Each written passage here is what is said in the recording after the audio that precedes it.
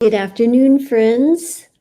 Today, I feel like we need to talk about imperfections, the things that we'd rather not have in our lives because we judge ourselves or we think things aren't the way they should be.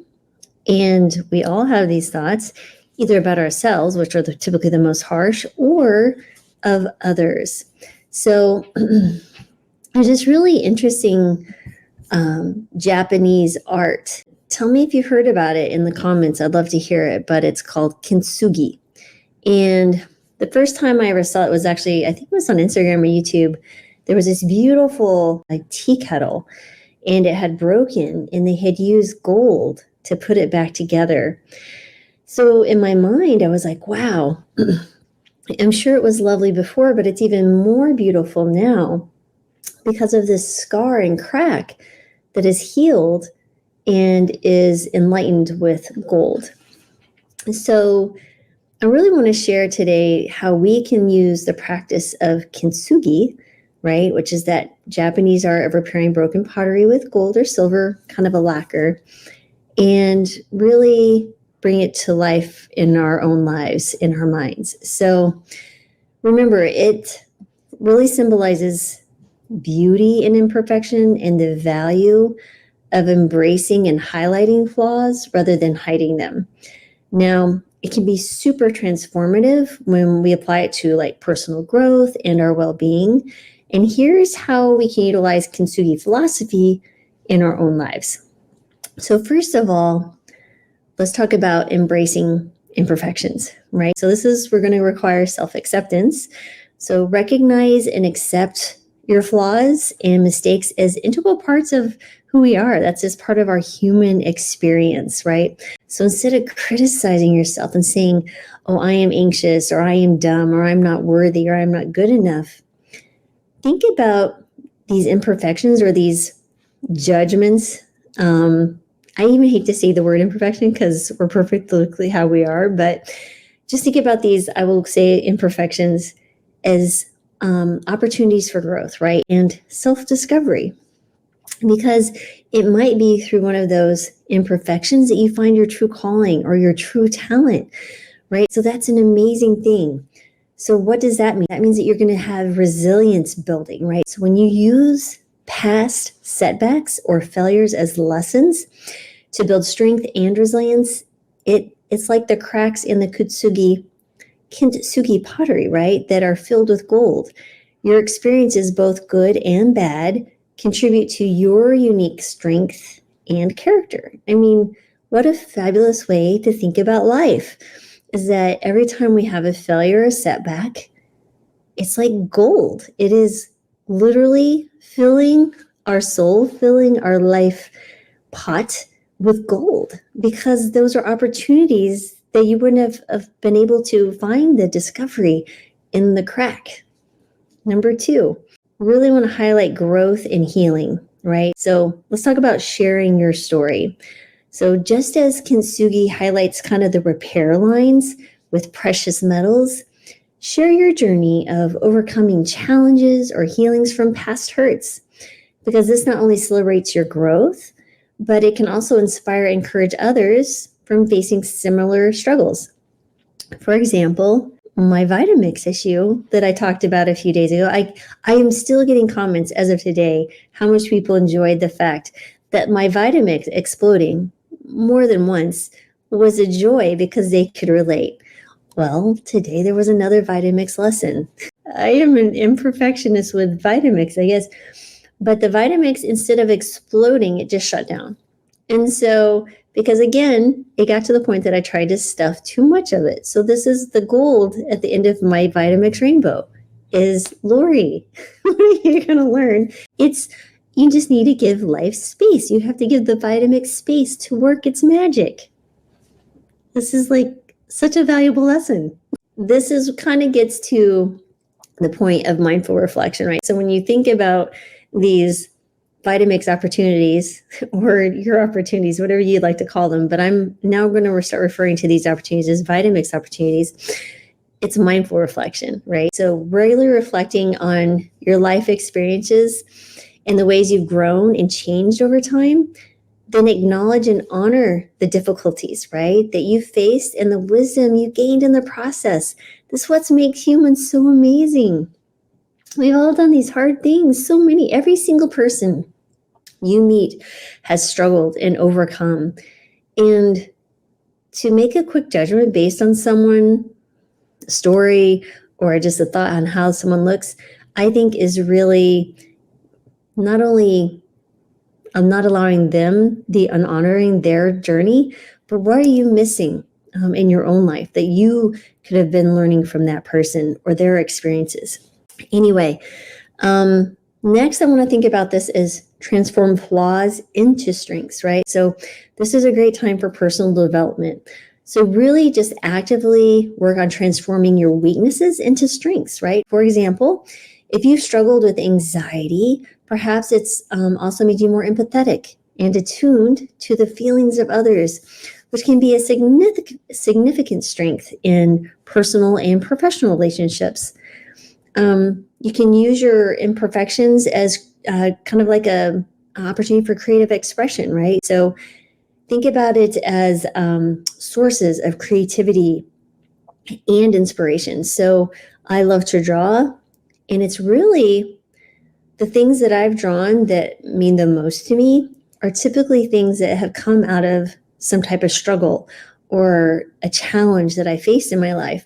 One of the things that was one of my favorite drawings was I drew a head. Well, I drew like a teacup, and the teacup was kind of like a face, it had a face, and then it had all these spouts coming out of the teapot, and they were all turning on, and they had different names. So family, friends, jobs. So these are the things where your energy is leaving you.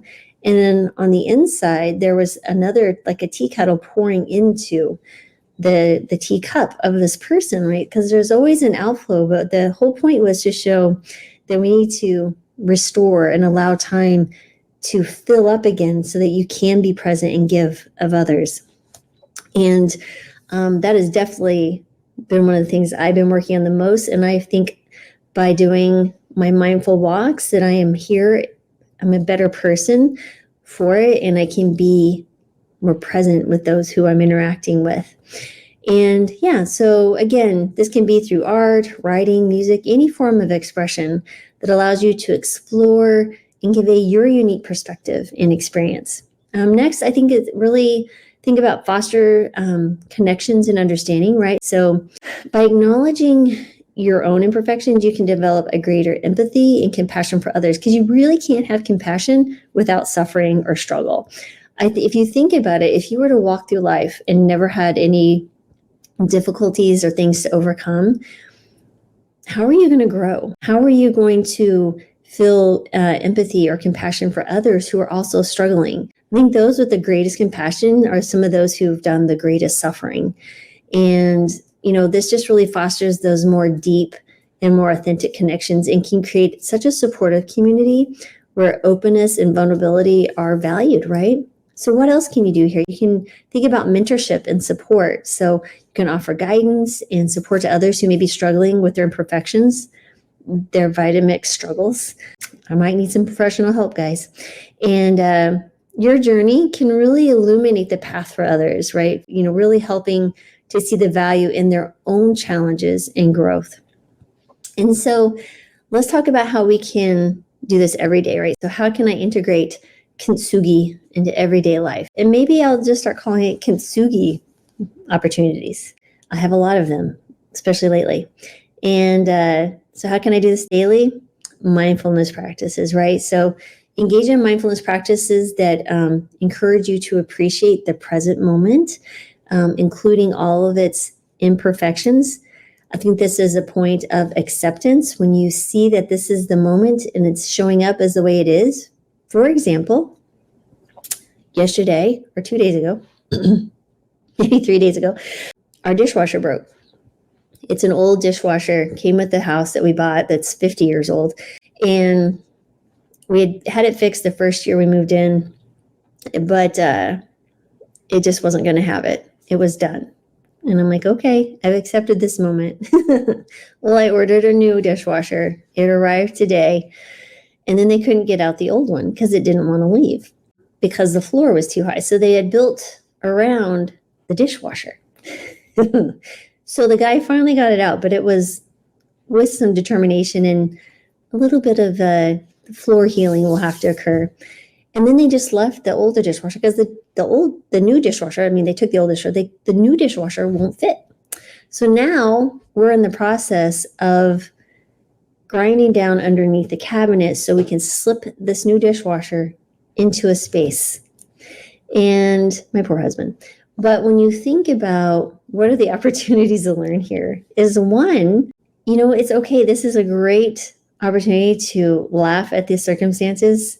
My husband's saying for the last day has been, it is what it is. This moment is what it is. Complaining will do absolutely nothing other than get us upset. It's kind of like weather. Weather's not good or bad. Weather is just what weather is. Weather presents, it is what it is. Now, it doesn't mean you should, go out and seek tornadoes. I mean, there are people who do those things. We're glad that people can report those things, but, you don't go seek, the turmoil. But again, the moments in your life may show up as what you might perceive as in human terms as turmoil or stress. But really, if we just look at it at the reality and they accept it as like, this is the circumstances, there's no good or bad here, judgment in the sense of, why is it doing this? I don't deserve this. That just causes more suffering. So anyway, that's the mindfulness piece, is being present now, right? And really just appreciate this present moment. You cultivate a mindset that values the beauty and learning in every situation.